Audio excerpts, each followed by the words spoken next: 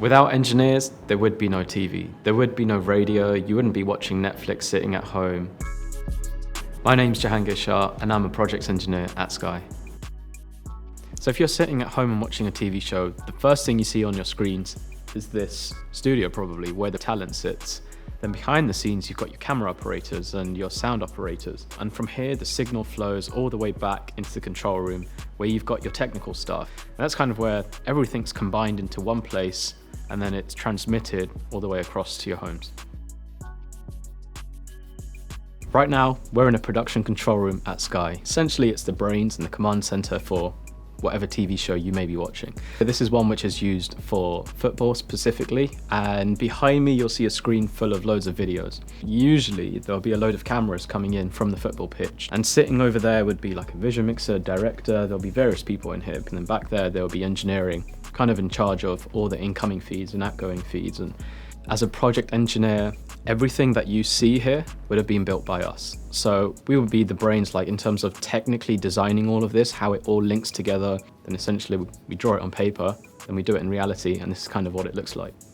During a live show, the atmosphere in here is pretty thrilling. It's, I guess adrenaline's running through everyone's veins at that point, and it's going to millions of people's homes around the world. So you make one mistake, everyone's gonna notice.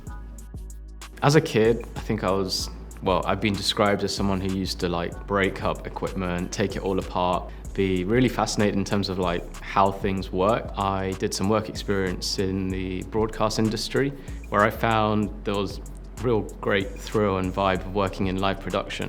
And from that point onwards, I started looking into engineering and I came across broadcast engineering. I have to say that doing an apprenticeship was one of the best decisions I made in my life.